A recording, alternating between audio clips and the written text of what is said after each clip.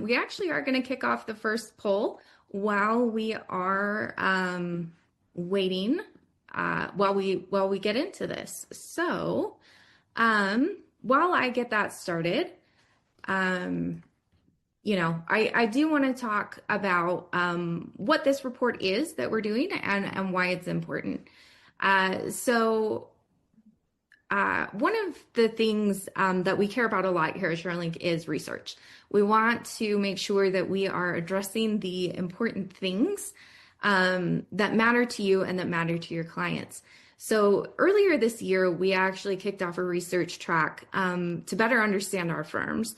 And that included third-party market research. It included interviews with our clients to understand what you care about. But one of the things that first research track uncovered was this gap. It uncovered a gap between our firms and their clients. And Dustin is going to talk about that here more in a minute. But it also was the genesis of the second research track, what we're calling Inside the Client Experience Report. This is based on third-party market research. So this was not us going out and doing it. It was an independent third-party research company that we worked with.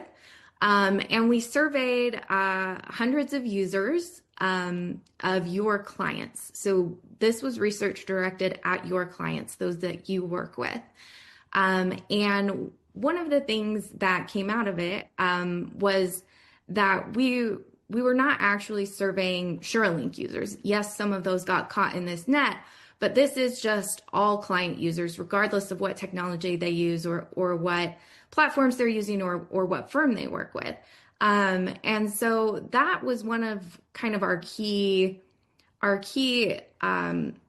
moments of importance, was really truly using this research to understand how we can help both you, but also how you can help your clients, and helping kind of bridge that gap between you and your clients, because we sit at a unique juncture in the industry where our technology actually facilitates communication and collaboration between you and your clients. And so we wanted to better understand those clients so we could serve them better and so that we could help you serve them better. And so with that, I am actually going to turn it over to Dustin and let him talk about that kind of first set of research that uncovered what we call the client readiness gap. Yeah, thank you, Megan. So just to quantify that junction that Megan was just talking about, some of you on this call may be Suralink customers, others may have just heard about us, or some of you have maybe never heard about us, but we are the leading client collaboration platform. And what that means is we serve over 60% of the top 200 firms, 50% of the bottom 500 firms, but more importantly, we serve over 800,000 end clients. These are your firm's clients. And this ranges from small mom and pop shops, one-person employee companies, to Fortune 100 organizations. And that does, like Megan said, give us a very unique perspective on the challenges that firms are facing, but also the challenges that your clients are facing. So we are going to nerd out on all of that data today. As Megan said, everything we do here at Suralink is rooted in a hypothesis and assumption that then gets proven out by research. So as we looked at where can we add more value to our firms and their clients, we really identified this one thing that we call the client readiness gap.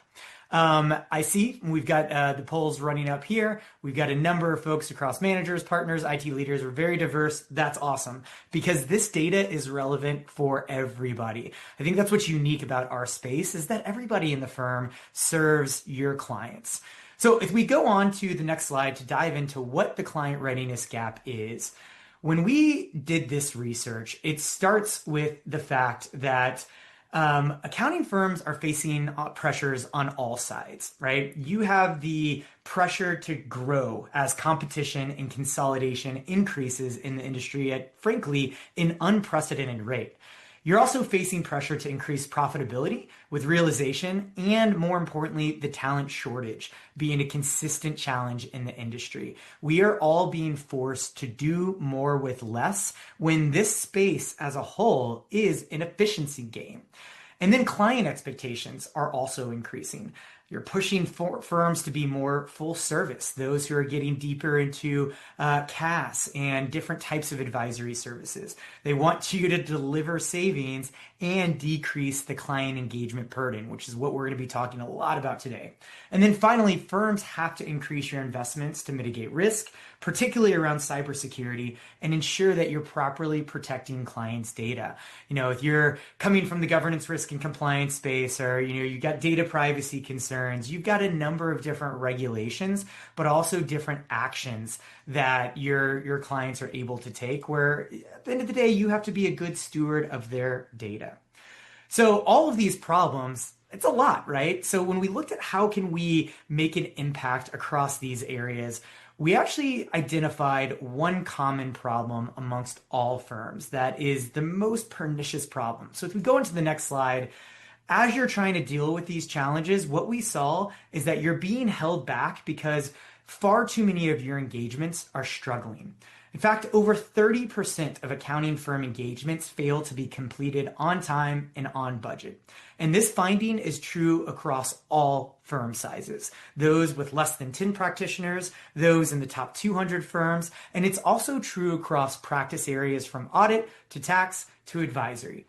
And this issue leads directly to depressed realization rates and high level of frustration for both firm and client team members. So I imagine if I could see all of your lovely faces on this call, you might be shaking your head and saying, yeah, we feel this too, because every firm we've talked to says, oh, hey, by the way, you've really just put a name to the problem that we all are facing. So if we move to the next slide, we call it the client readiness gap, and it's the root cause of engagements that are struggling to be completed on time and on budget. But this misalignment in expectations, processes, and priorities between firms and their clients, it stems from unclear communication and subpar request management. That disconnect leads to slow document turnaround, miscommunication, unnecessary back and forth, and eventually engagement delays. And at Suralink, we believe this is the number one challenge facing the accounting industry today. And again, going back to our perspective on this industry, we have customers, we have clients. Let's look at both of these segments and these audiences and do deep research, because solving this problem doesn't just mean working with the firms. It also means working with those firm clients to understand where those friction points and those pain points are today. When we look at the three largest contributors, one, more than half of your requests are not fulfilled completely or correctly the first time. And you all know in an engagement, you're facing anywhere from maybe 100 requests to thousands upon thousands of requests. But then more importantly, the inability to validate if documents are correct until work papers are actually being prepared further delays the realization that you have to go back to your client to request something else. And then over 98% of your clients say that the client misalignments increases engagement timelines. So we clearly identified where the bottleneck is, but how do we actually start solving that? And what are the few specific pain points on the client side that we could actually help contribute to? So that's what we're going to talk about today. So moving on, what are your clients saying? And if we go to the next slide, most people assume that clients hire firms for one reason: to get accurate financials, to stay compliant, and to meet reporting requirements. And that's true. But here's the twist. Not a single client that we spoke with had concerns about the end product. They already trust you're getting it right. That is table stakes at the end of the day. Where the real pain shows up is in the process. It's in the how. It's the emails, the delays, the miscommunication. And in other words, it's the how of the work, not the what of the work. And that's a critical distinction, because it tells us the opportunity isn't in changing the outcome, it's in transforming the experience of getting there. So think of it this way. When you go buy a ticket to a movie, you don't doubt that the film is going to play on screen. It's going to work, right? But what shapes your experience and whether or not you come back to that movie theater is everything around it. It's how long you waited in line, whether your seat was uncomfortable, whether the sound system worked, was the food good. And it's the same thing in our industry. Clients trust that the audit, the tax return, the report, whatever it is you're delivering, that part is going to be right. What they remember and what causes the most frustration is the journey of getting there. So I'm going to hand it back over to Megan to talk a little bit about customer experience and why that matters. Thanks, Dustin. Yeah, I don't think this part of the report findings is going to be a big surprise to anyone. I've been in the industry for a while now, and even since I joined Suralink 6 years ago, one of the things that our firms are constantly talking about is the client experience and why it's so important.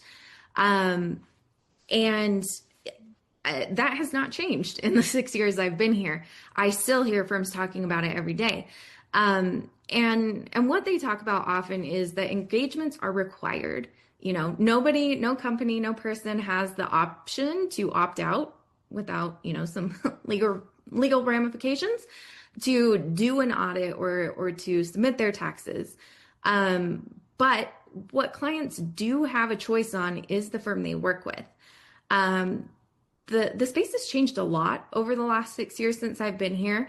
I think everybody knows there have been a ton of PE involvement, PE roll-ups, PE acquisitions, and there's a large amount of commoditization that has happened as well, where all firms can generally offer the same types of services. Yes, there are firms who specialize more in CAS or in tax or employee benefits audits. They specialize in different areas, but largely services have become commoditized. And essentially, most firms can offer what your firm offers to clients. And the reason this matters and what came out of the research is that 96 of 100 clients, let me repeat that, 96 of 100 clients, so 96% of the clients that we spoke to said that they consider switching firms annually, every 4 years, or if they have an issue. So what this tells us is that your clients are shopping at all times. And they can go anywhere they want to go because most firms offer the same services that your firms offer. So not the only, but one of the key differentiators that you have to make yourself stand out and to retain those clients is that customer experience. And that was, again, a finding that came out of this report. But before we get into a little bit more of a deep dive into the data, I did want to talk briefly about, okay, we know the client experience is important. We know that your clients are shopping around. And we know it's no longer a nice to have. So really the next question we had for clients was, okay, if you know client experience is really important, what does that client experience kind of look like? What is the driver of that client experience, or what are the drivers of satisfaction with your firm? And the first one that came back, I think Dustin touched on it, is no surprise. 77% of clients chose on time, on budget engagements as the primary driver of satisfaction. That is probably a given at this point. They want to get those engagements done in the right amount of time for the right amount of money. No surprise there. The second and third ones I thought were a little more interesting and a little more unique. The second one said that 67% of clients want firms to reduce the effort required of their teams. And we are going to double click into that here a little bit more in just a second, because that was a path our research went down, and I think it's really critical. The third one is 56% of clients want clear, low friction communication from their firms. And that is something we will look into a little bit more in depth here as well. So it's not just about simply adopting the latest trends. It's about a strategic investment in the areas that your clients care about. And whether that's investing in technology, people, or processes, essentially improving that client experience will help you build stronger relationships that directly lead to client retention and a healthier bottom line. So this brings us to a very important question, which is, what do clients wish that we as firms understood about their world? And this kind of goes back to the slide before this on the 67% say they wish that firms understood their workflows better. But 60% of clients want their firm to better understand their internal workflows and processes. And nearly as many, 59%, want firms to be more aware of their capacity and resource constraints. I think this actually is so critical because it highlights a fundamental shift in the role of today's CPAs and accountants. Um, as Dustin mentioned, they expect and they have faith that you will deliver an accurate, timely, compliant report. But it's not about that anymore. Being in public accounting now, it's just not about getting the numbers right and delivering that perfect end product. It's about delivering that best in class customer service. And to do that, you truly have to understand what these clients are going through and what their day to day looks like, and the challenges um, that they're facing on a daily. And when firms do this, you're not just at the end of the day then completing a task, you're building and maintaining strong client relationships. And this is what ensures your clients are satisfied and ultimately helps you grow for years to come. And one of the words that came out of this research that I want to hit on really quickly is the word empathy.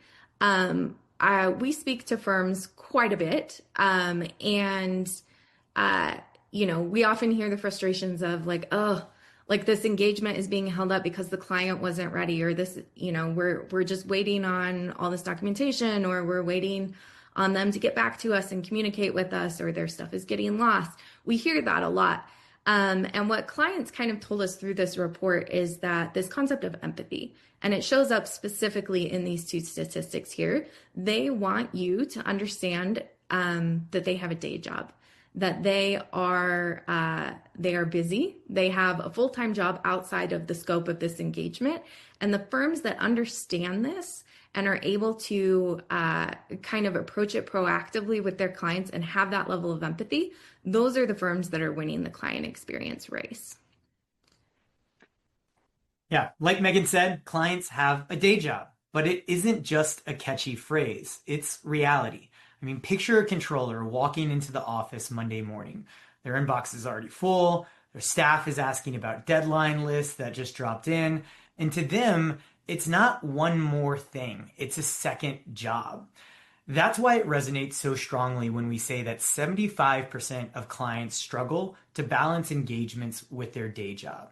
It validates the lived experience that they're having, where engagement timelines, when they slip, it has a considerable impact on them. When engagement tasks complete with keeping the lights on, it's more that you're adding to their physical and mental plate. And this 2-for-1 dynamic, for every 2 hours your team spends on engagement, your client is spending one. That may not sound like much at first, but think about it this way. If your firm dedicates 40 hours in a given week, your client is burning 20. That's half a work week layered on top of their existing responsibilities. So we often hear controllers describe it like being asked to run a marathon while also training for a triathlon. The engagement becomes a constant context switch, and context switching is exhausting. And Andrea's quote on the right side brings this to life. She says engagements add at least 10 hours a week to her workload. That's essentially one more full workday. And if you frame it like that, it's easy to see why responsiveness sometimes lags with your clients. Not because they don't care, but because they are overwhelmed. And so when firms get frustrated and think, this is just a client stalling, it's often not resistance, it's survival on their part. Your clients are just trying to keep the wheels turning in their business while juggling what you've asked of them. I like to say your engagement is one of a dozen priorities for your client, but your client is the single priority for you. And that asymmetry is important to recognize. The firms that win client loyalty are the ones that acknowledge this imbalance. So instead of pressing harder, they approach the engagement with what Megan was just talking about: empathy, structured workflows, proactive communication and collaboration, technology that makes it easier to juggle the context switching, to juggle their day job alongside their second job of the engagement. That's how you transform an experience that feels like a burden into one that feels like a partnership. Yeah, I think this is again, a really important point. We obviously have controllers and a finance team here in-house, and when we took this research to them, their eyes lit up and they were like, "Oh my gosh, yes, this." Like This is the thing that they wish their firms knew, that the firm who completes our audit or our tax engagement wishes, this is what they wish they knew. Because, I was talking to our controller, and she was saying that, the 10 hours feels super conservative to her. She is often working like both weekend days and nights during an engagement. And it's not that she doesn't want to get back to the firm. It's that, she's working internally to collect the right documentation. She's trying to organize it all and send it back. And she can't do that on top of, closing out the month or whatever else she has going on. So I just don't think we can overstate like how critical this is, and doing everything that we can do as technology providers and firms to actually ease this process so that it provides that better elevated client experience. So we now kind of have the scope, I would say, of what clients are feeling, and how how they're experiencing these engagements.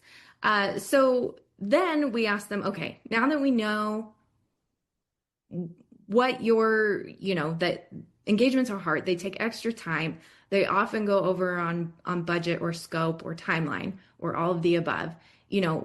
What are the actual sticking points within those engagements? What are the things that if we solved them would help create a better client experience for you as a client?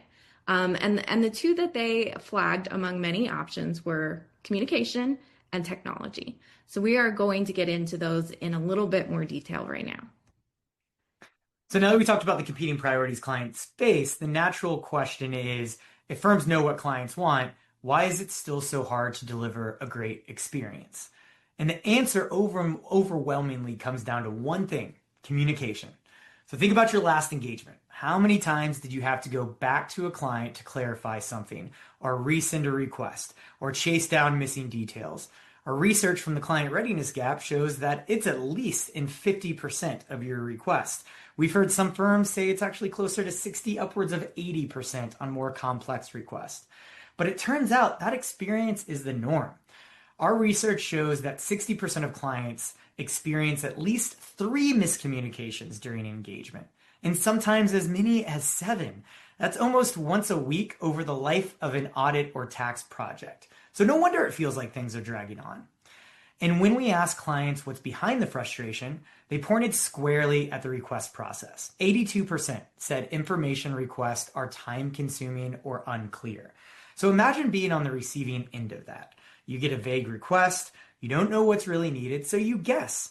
Then the firm comes back and says, ooh, this isn't what we asked for. That cycle repeats. And 70% of clients told us that unclear or insufficient detail is the reason why they can't fulfill a request correctly.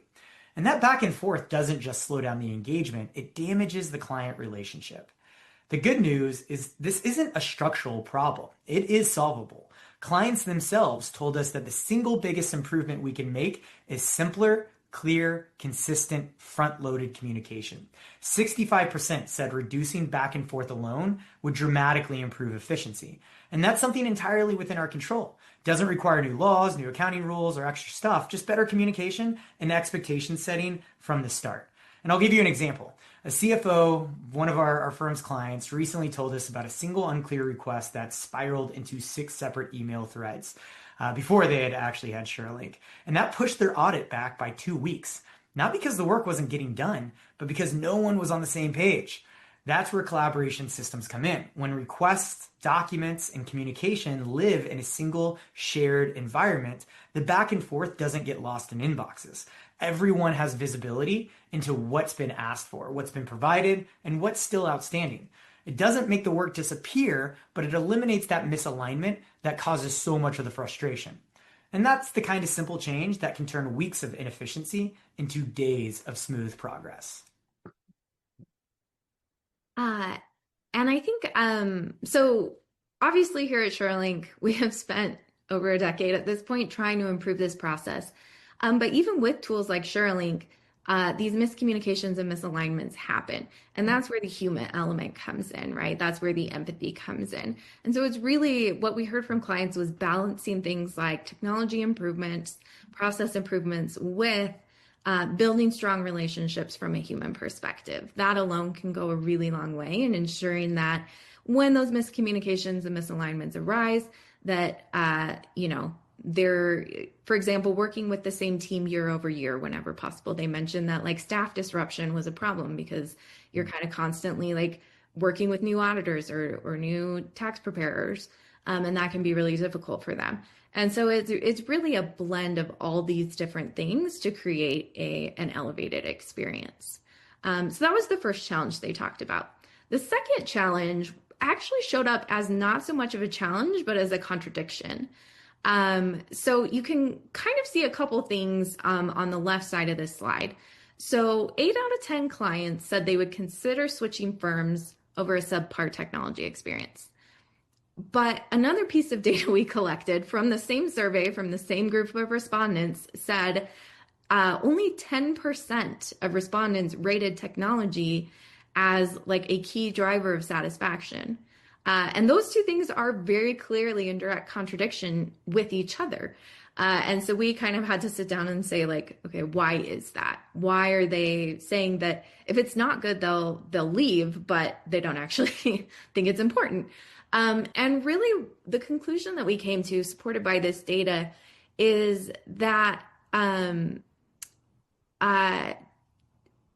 technology is table stakes. Good technology just has to be part of the experience at this point in our, kind of evolution as an industry. I was on I love this topic and I get really excited about it, so bear with me. But I was on the phone yesterday with one of the editors at Accounting Today, and we were talking through this same data. And he had an analogy that is a little silly, but I loved, so I'm going to share it because I thought it was great. But he said, he likened this phenomenon, I will leave you if you don't have a great technological experience, but I also don't rate it as an important driver, to dating. He said, when someone's creating a dating profile, they're not going to list as a requirement, somebody who showers regularly. He was just saying, that is a base expectation that someone that you are going on a date with should shower regularly.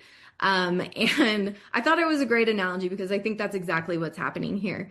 When clients are thinking about their satisfaction with the firm, technology is just a baked in element that they expect to be a good facilitation of the engagement, that they expect to make the engagement easier and more efficient.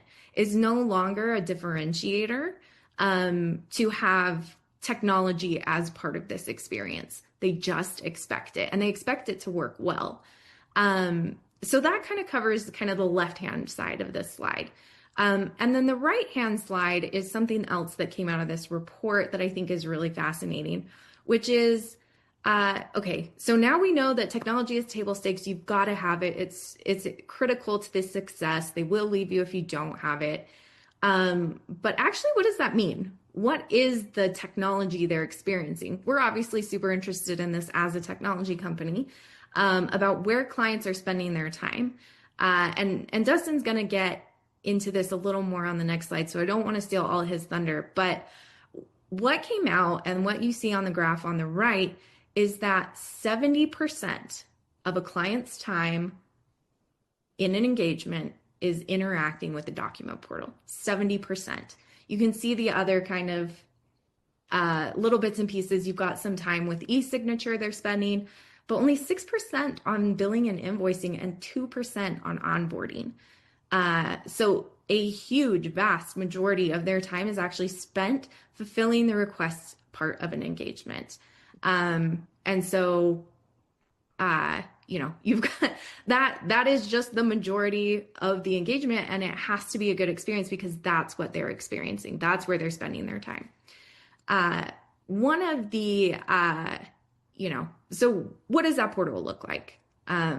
Before I get carried away on so many things. One of the things that we've heard over and over again and through the years, and part of the reason we actually commissioned this study was that our firms tell us their clients want a single point of contact with the firm from a technological experience. They only want one login.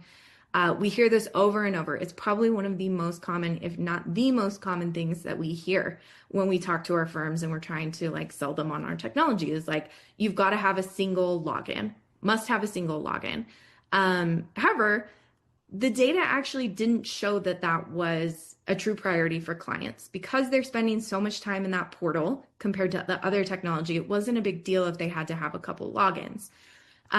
So that begs the question, all right, if they care the most about the portal, they're spending most of their time there, what does a good portal look like? And that's what you'll see on the right half of this slide is 77% of clients said they prefer a best-in-class portal over a general broad platform. I think that's generally in alignment with what we see kind of across industries and every technology company I've ever worked for, and I believe Dustin has worked for, people want the solution that works the best. They want something that does the job they're trying to accomplish incredibly well. And that's kind of what they're referencing here is they don't necessarily need one platform that does a bunch of things okay. They want tools that help them do the thing that they're doing the most efficiently and the most quickly at the highest level of kind of competence. So, when we're talking about what does a good technology experience look like, they want point solutions. They want solutions that are best in class. They also said for their portal that more than half of them said they would prefer all requests come through a portal so they can be tracked in one place. I think everyone here has likely experienced the disconnect that comes from sending emails back and forth through email clients, through a portal, through text messages, all these insecure places where communication is spread out. Clients are telling us that they want you to communicate through the portal. They want you to communicate through a single centralized location, so they're not having to dig through and waste time trying to find different sources of communication. And then the last one, just to kind of underscore how important this kind of learning is 78% of clients said they'd consider switching firms if the request list tool was not easy to use. So not only is it they want it consolidated, they want their communication in one place, but it can't be so complex that it takes them weeks or months to get up to speed, complete the engagement, forget everything about it over the coming 9 months, and then have to relearn it. It just needs to be easy and intuitive, and they need to be able to use it that way from kind of day one. So as you're kind of considering this, that's what your clients are asking for. Yeah, and I want to double click on this because I think it's an important topic for our entire industry. And I'll share a quick story. Being around for 10 years now, we've had a lot of experience with the vast majority of firms out there, right? We've interacted with many of them. We've worked with their firms who spent years building internal portals. We've worked with those who have chased down, kind of the one vendor who does it all. Most recently, a top 50 firm we worked with had invested heavily into building their own unified portal. And 2 years in, they admitted they were spending more time maintaining that portal than they could afford. But worse yet, a growing number of practitioners had already stopped using the internally developed portal and went back to managing requests manually. And that created a ton of confusion amongst both the service line practitioners because they have many clients that were across multiple service lines, but that led to frustration across those clients. And this had the entire opposite effect of what they intended to do. They weren't saving money. It created a worse off client experience. Practitioners were practically rebelling against the portal because it wasn't made for what they had hoped it to be made for. So that it really paints this picture of this idea of the single client portal. There's an alternative way to accomplish it. Usually firms that chase the idea of a single portal usually go one of two routes. Some try to build it themselves, like this firm I was just talking about, but they quickly realize that the pace of innovation is just too fast. You need the right specialized partners to keep up with client and practitioner expectations. And then others look for a tool that promises to do it all. But we've seen time and time again across multiple industries, not only our own, when a system tries to do everything, it ends up doing nothing well. And clients feel that. I love mountain biking. I also love road biking. And I remember when I first went out to go buy a bike many years ago, I said, great, I'll get a hybrid bike because I can do both of these things. But I quickly realized that it does neither of those well at all. So I needed a more specialized tool to accomplish what I wanted it to do. So, what are leading firms doing? Well, first, they're prioritizing what matters most. They're investing in collaboration in PBC because that's where efficiency, client experience, and realization rates are won or lost. Then they're surrounding that with best in class tools for other important but more administrative pieces of the client journey. Things like time and billing, onboarding, CRM, and marketing. And critically, they're tying it all together. With APIs, automation, and seamless single sign on, they can give clients the feel of a single unified experience without sacrificing quality in the tools that really matter.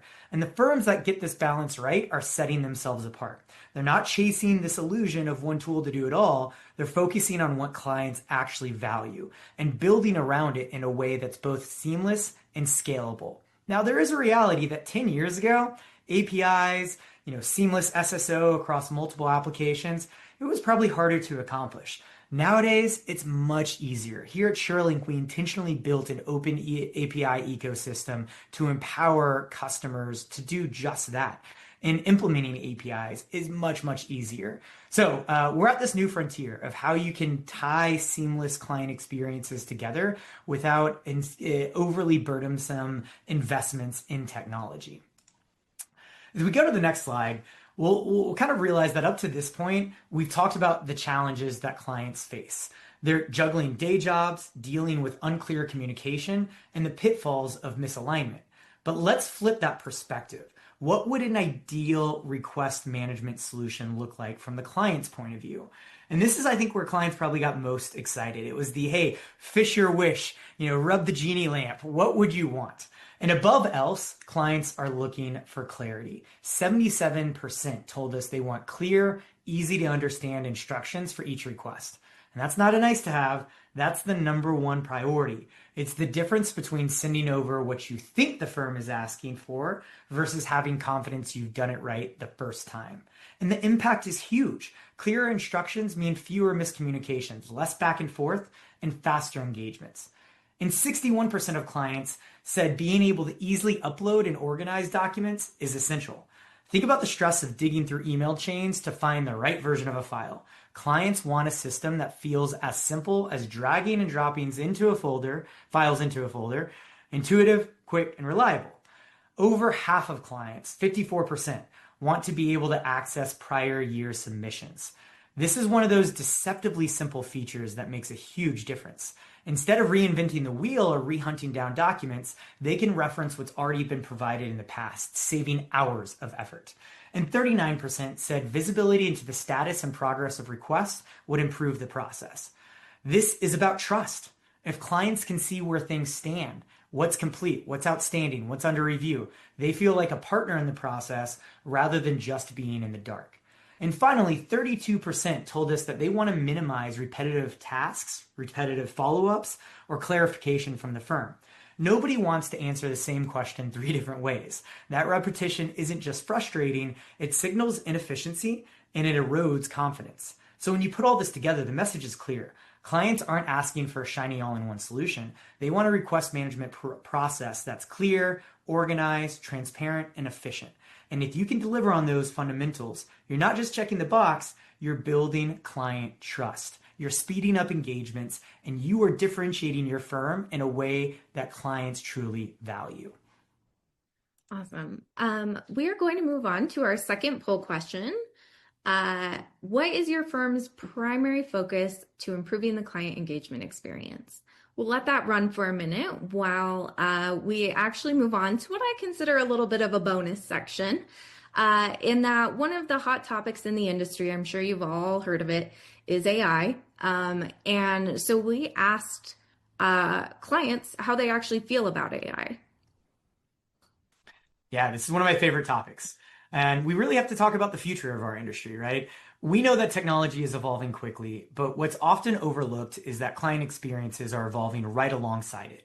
One of the most interesting findings from our research was around one of the biggest topics, is this idea of artificial intelligence and as it relates to trust, efficiency. It's kind of the conversation many of us are having these days.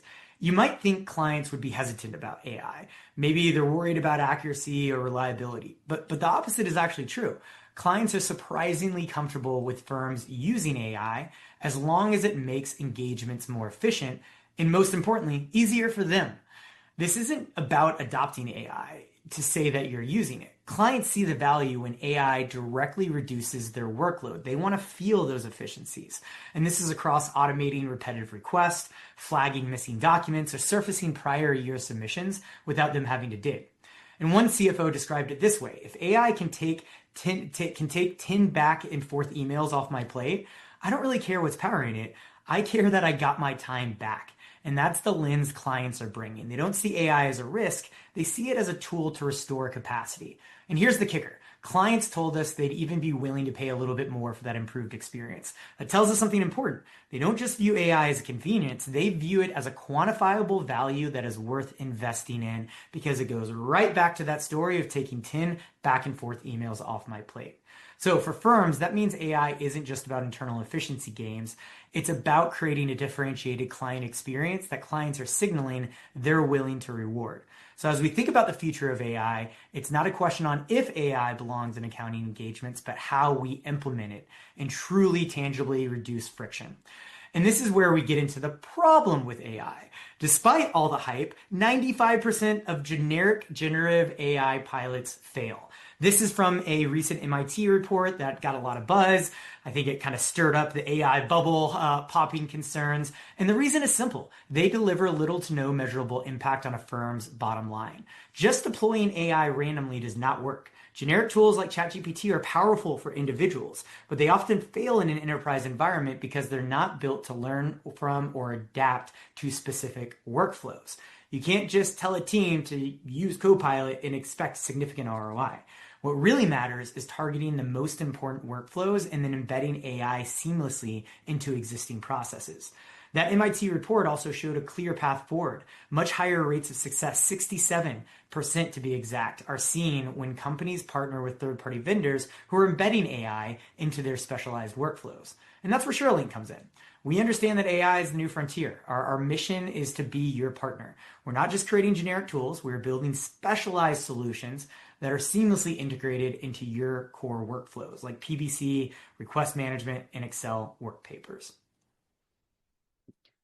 Awesome. Thanks, Dustin. I am going to go ahead and trigger that last poll question so we make sure to get it in within the CPE requirements of the 50 minutes. So I'm going to go ahead and do that now.